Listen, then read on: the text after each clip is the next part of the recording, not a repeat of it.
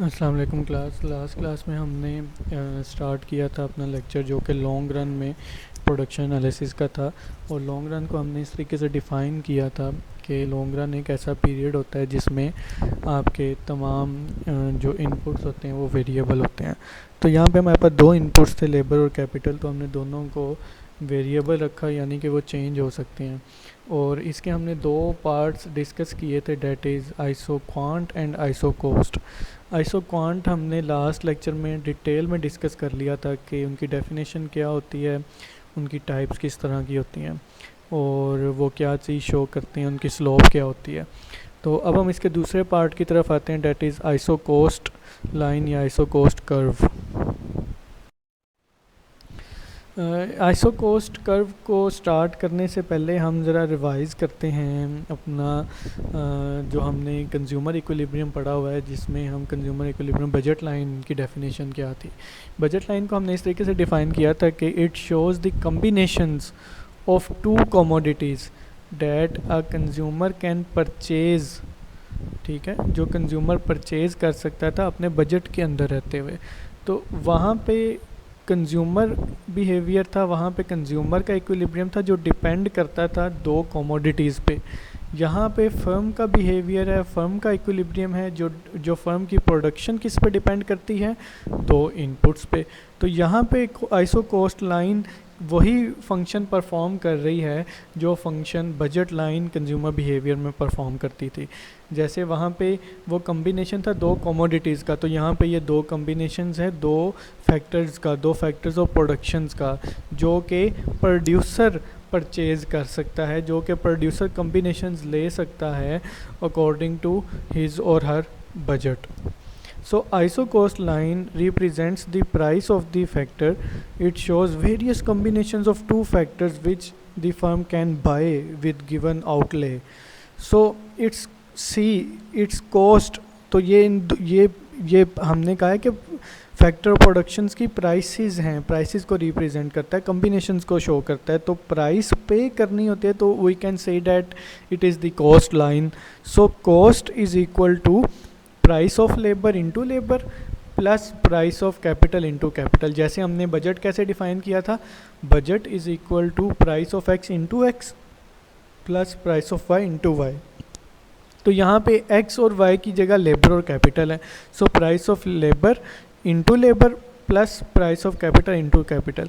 अब यहाँ पे प्राइस ऑफ लेबर क्या है, लेबर को क्या प्राइस पे करती है जो फर्म होती है, जो फैक्ट्रियाँ होती हैं, जो मैनेजर्स होते हैं, वो उनको उनकी वेज पे करते हैं, wage. So price of labour is the wage W. So W का मतलब है price of labour into labour plus R K. अब प्राइस ऑफ कैपिटल क्या है, प्राइस ऑफ कैपिटल है आपके पास आर, स्मॉल आर इंटू के। सो ये आपके पास आइसो कोस्ट इक्वेशन है। इस आइसो कोस्ट इक्वेशन से जैसे हमने अपनी बजट इक्वेशन से बजट की डायग्राम, बजट लाइन ड्रा कर ली थी, इसी तरीके से हम अपनी जो है वो आइसो कोस्ट लाइन से या आइसो कोस्ट इक्वेशन से आइसो कोस्ट की डायग्राम भी ड्रा कर सकते हैं।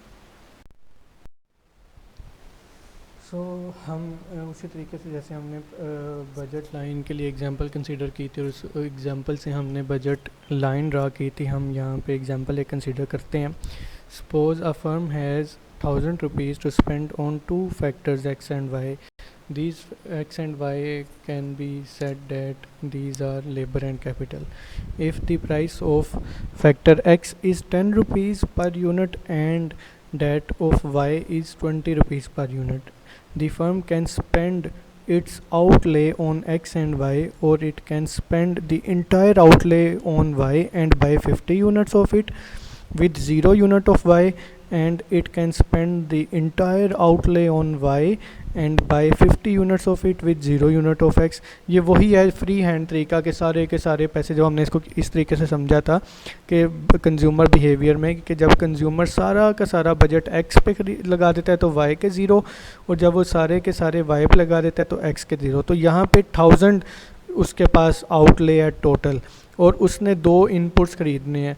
तो अगर वो सारे के सारे पैसे अपने सारे की सारी इनकम अपनी स्पेंड कर देता है वाई पे, तो वो क्या करता है 50 यूनिट्स वाई के ख़रीदता है और एक्स के ज़ीरो। इसी तरीके से तो ये इन कम्बिनेशंस को जब ड्रा करेंगे तो इस कम्बिनेशन को ड्रा करने से जो आपके पास कर्व बनेगा उस कर्व को क्या कहेंगे, आपके पास ये आइसोकोस्ट लाइन, जो कि ए बी है, सी डी है, ई एफ है।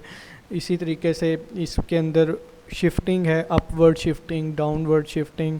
अपवर्ड शिफ्टिंग हम दोबारा ज़रा बैक जाते हैं कंज्यूमर बिहेवियर पे। जो कंज्यूमर बिहेवियर में हमने बजट लाइन पढ़ी थी उसमें अपवर्ड शिफ्ट कब होता था, जब कंज्यूमर की इनकम में इंक्रीज़ आता था। तो यहाँ पे जब outlay of the producer increase होगा तो आपकी आइसो कॉस्ट लाइन ऊपर की तरफ शिफ्ट हो, डिक्रीज़ होगा तो नीचे की तरफ शिफ्ट हो जाएगी। तो जिस तरह हमने बजट लाइन का स्लोप देखा था, that is the price ratio of the commodities, price of X divided price of Y. तो यहाँ पे किसकी प्राइस रेशो होगी, price ratio of the factors of production. तो slope of iso cost is the price ratio of both inputs, that is price of labor, that is wage, and price of capital, that is rent. So W over R is the slope of the iso cost line. इसको PL और over PK भी या PC भी लिख सकते हैं। PL आपके पास होता है प्राइस ऑफ लेबर, जो कि आपके पास यहाँ पे वेज है, और PC क्या प्राइस ऑफ कैपिटल, जो कि यहाँ पे आपके पास रेंट है। तो W over R हम इसको लिख सकते हैं, W over R is the slope of iso cost line.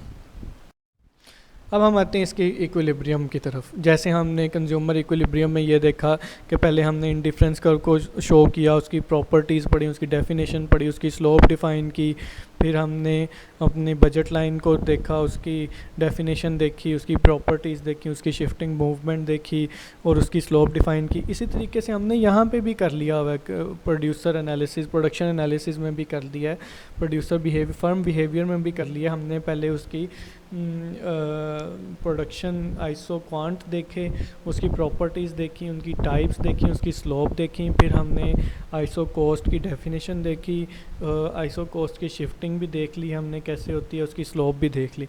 अब हम इन दोनों का combination, that is equilibrium. So the producer is in equilibrium where the slope of isoquant. अब स्लोप ऑफ आइसो क्वांट क्या था, that is change in production due to change in labor divided by the change in production due to change in capital।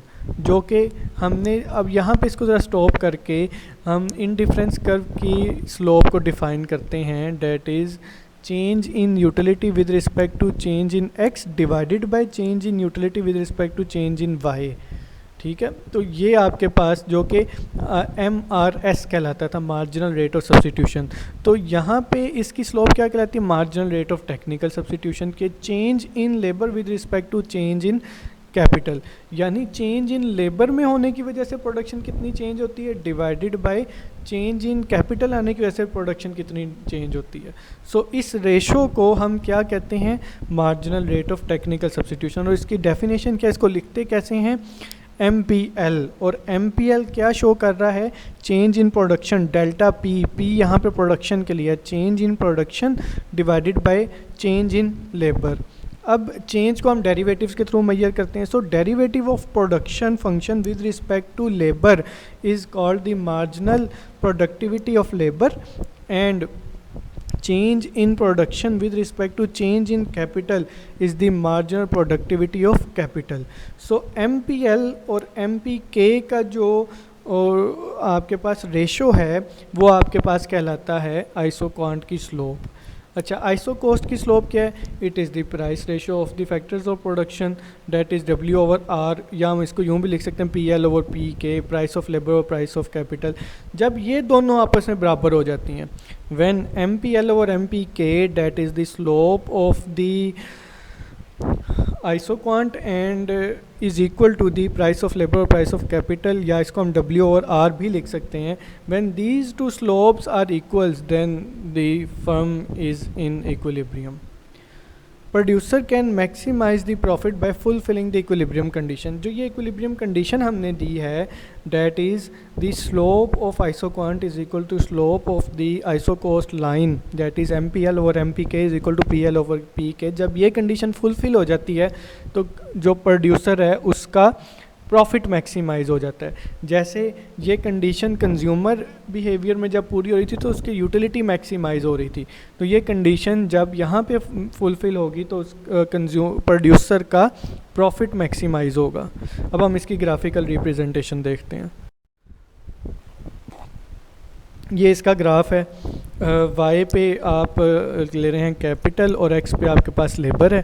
तो ये आपके पास different A B C D E F G H ये different आपके पास iso quants हैं। तो जहाँ पे इन आइसो क्वांट की और आइसो कॉस्ट लाइन की स्लोप आपस में बराबर होगी, total production P is equal to 400 हो रही है, जहाँ पे इन दोनों के स्लोप्स आपस में बराबर होंगे, that is M P L over M P K is equal to P L over P K, जो कि Q पॉइंट है, पॉइंट Q, यहाँ पे स्लोप बराबर है। S पॉइंट पे स्लोप बराबर नहीं है, R पॉइंट पे स्लोप बराबर नहीं है, L पॉइंट पे स्लोप बराबर नहीं है। सिर्फ Q एक ऐसा पॉइंट है जिस पे आपके स्लोप ऑफ आइसोक्वांट और स्लोप ऑफ आइसोकोस्ट दोनों आपस में बराबर हैं।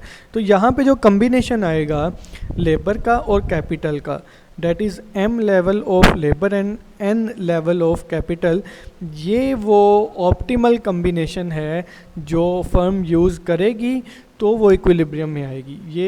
ये कम्बिनेशन फर्म यूज़ करेगी तो उसका प्रॉफिट मैक्सिमाइज होगा। तो आई होप आपको समझ आया होगा। आप लोगों ने इसको लेक्चर को अच्छे तरीके से समझना है और फिर आपने बताना है कि आपको इसमें कोई प्रॉब्लम है तो हम डिस्कस कर लेंगे।